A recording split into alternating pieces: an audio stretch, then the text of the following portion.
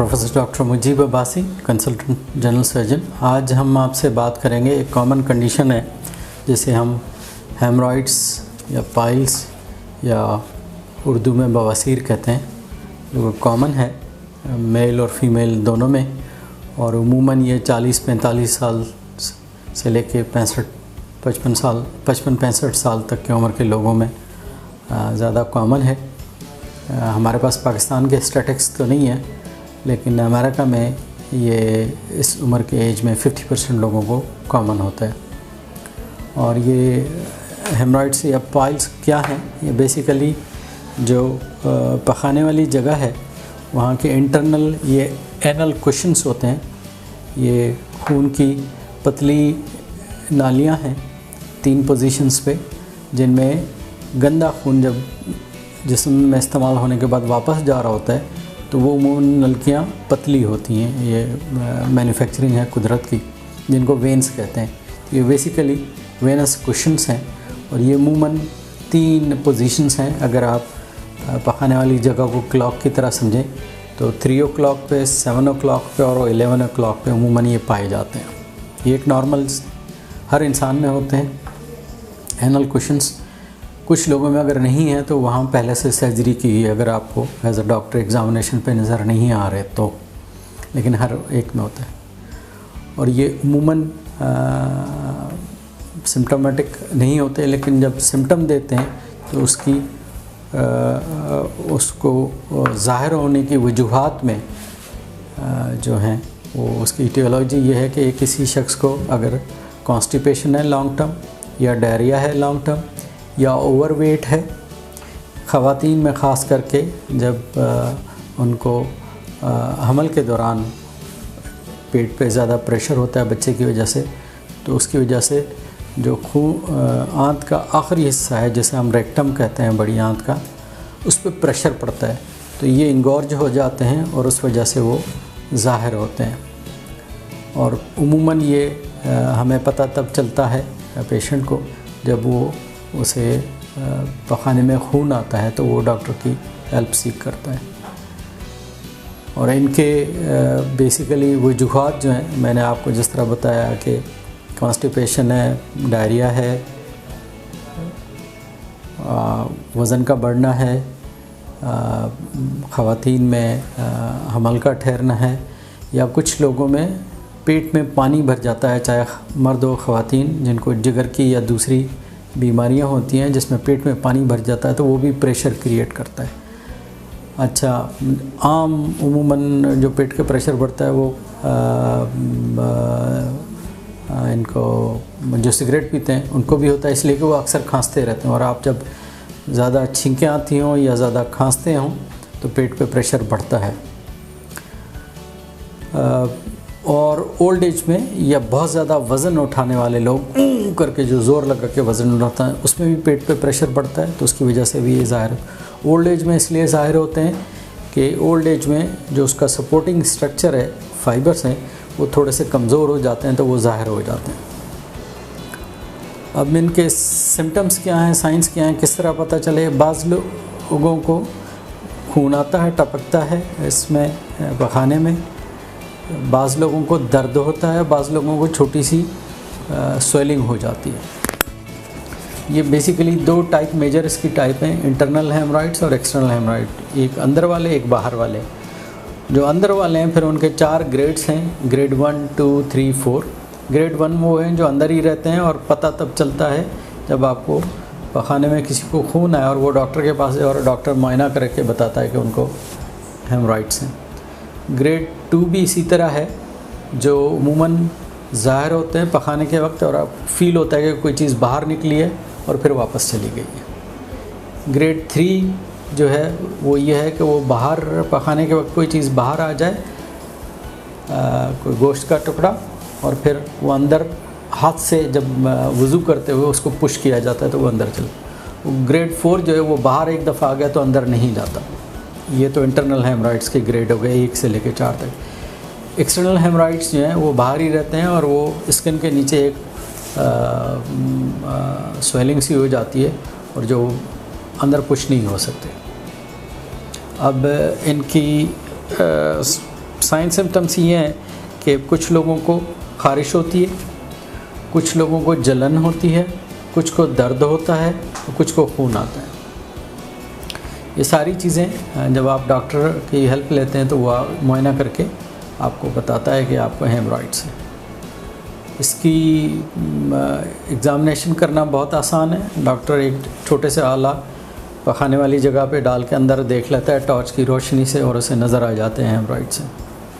इसका इलाज एक तो इलाज ये है कि कब्ज़ी ना होने दी जाए, हाई फाइबर डाइट ली जाए, बहुत ज़्यादा पानी पिया जाए, बहुत देर तक बैठा ना जाए और वज़न घटाया जाए। स्मोकिंग अगर कोई कर रहा है तो वो बंद कर दे।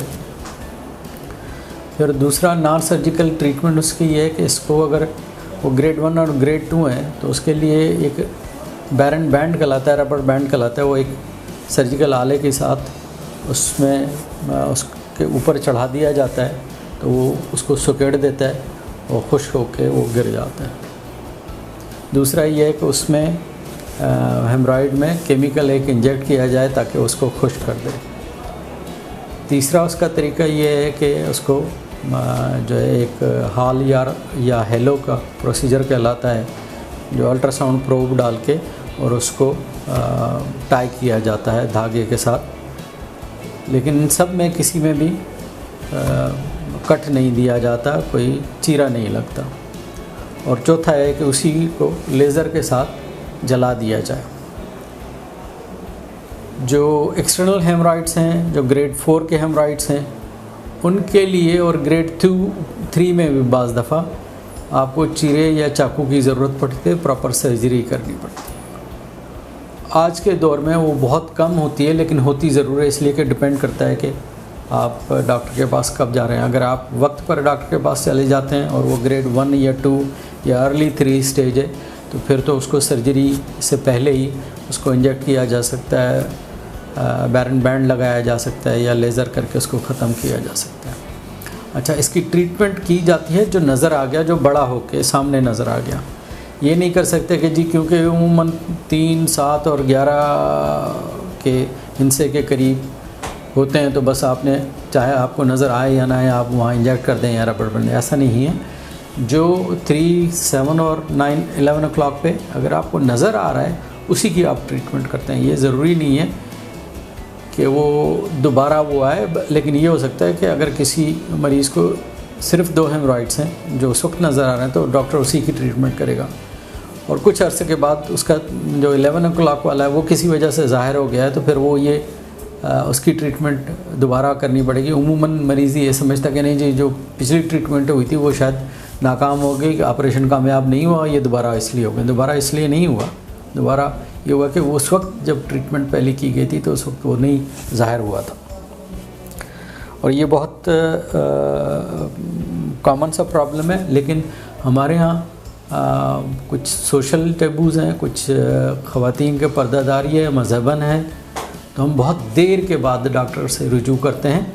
अगर शुरू के स्टेज में तकलीफ़ हो रही है और आप डॉक्टर से रुजू कर लें तो आप बहुत सारी कॉम्प्लिकेशन से भी बच सकते हैं। और दूसरा ये कि लेट स्टेज की सर्जरी से भी बच सकते हैं। तो लेकिन हर ये एक मैंडेटरी सा उसूल है कि अगर किसी को पखाने में खून आ रहा है और उसकी उमूमन वजह हेमरॉइड्स होती है, लेकिन उसके अलावा जो वजूहात हैं पहले उनको क्लियर कर लिया जाए, उसका मुआयना करके। और वो मुआयना होता है बड़ी आंत का, जिसको कोलोनोस्कोपी कहते हैं या सिग्मोइडोस्कोपी कहते हैं, जो स्पेशलिस्ट डॉक्टर करते हैं अपनी क्लिनिक पे, हॉस्पिटल में, ताकि खून आने की वजह सिर्फ ये एक नहीं है, खून आने की वजह बहुत सारी हैं। आंत में बाज़ दफ़ा गोश्त बढ़ जाता है, आसान लफ्ज़ों में समझाने के लिए कह रहा हूँ, वरना दूसरा उसका लफ्ज़ ये है कि अगर वहाँ कोई रसोली बन रही है, कोई कैंसर बन रहा है तो वो भी ब्लीड करता है, उसके भी होते। तो इस ट्रीटमेंट से पहले अगर आंत का मुआयना कर लिया जाए तो वो सेफ़ है, इसलिए कि अगर खुदा ना खास्ता किसी को ऊपर कहीं आंत में कैंसर पड़ा हुआ है और उसकी वजह से ब्लीड कर रहा है और उसके साथ साथ उसको हेमरॉइड्स भी हैं, पाइल्स भी हैं, तो उमूमन तो वो पाइल्स की ट्रीटमेंट होगी तो डॉक्टर भी खुश हो गया और मरीज़ भी खुश हो गया कि मेरा मसला हल गया। लेकिन वो मसला हल नहीं हुआ होगा फिर वो कैंसर तंग करेगा। और अगर आपने कैंसर को मिस कर दिया या उसको टाइम दे दिया फलने फूलने के लिए, तो बाज़ दफ़ा ये भी हो सकता है कि उस 4-6 महीने में वो कैंसर इतना फैल चुका होता है कि फिर ट्रीटमेंट भी पूरी नहीं पहुंच पाती और फिर वो एक बहुत बड़ा इशू हो जाता है। तो उसूल ये है कि अगर किसी को हेमरॉइड्स या पाइल्स डॉक्टर बताता है तो उसके साथ उसकी बड़ी आंत का मुआयना ज़रूरी है, जिसको कोलोनोस्कोपी कहते हैं या सिग्मोइडोस्कोपी कहते हैं। अगर लेफ़्ट साइड का मुआयना किया जाए तो सिग्मोइडोस्कोपी कहेंगे, और राइट अगर पूरा आंत का मुआयना किया जाए तो उसको कोलोनोस्कोपी कहते हैं। और ये फ्लेक्सिबल ट्यूब के ज़रिए होता है। ज़्यादा से ज़्यादा 15-20 मिनट का मुआयना है, जिसमें बाज़ लोगों को नशा दिया जाता है, ज़रूरी नहीं है उनको नींद आती हो, लेकिन वो कंफर्टेबल रहते हैं। और वो मुआयना होने के बाद अगर उसी वक्त वो उसकी ट्रीटमेंट कर दी जाती है हेमरॉइड्स अगर हों। तो मेरी आप सबको मशवरा ये है कि किसी को भी अगर पखाने में खून आता है तो वो डॉक्टर से ज़रूर मशवरा करे और स्पेशलिस्ट से मशवरा करे। अपने जीपी के ज़रूर बताए, वो उसको ट्रीटमेंट देगा। खून आने की दवाइयाँ हैं जो खून को बंद कर सकती हैं, लेकिन प्रॉपर अगर तिब्बी मुआयना हो जाए और प्रॉपर ट्रीटमेंट हो जाए तो बहुत सारी कॉम्प्लिकेशन से बचा जा सकता है।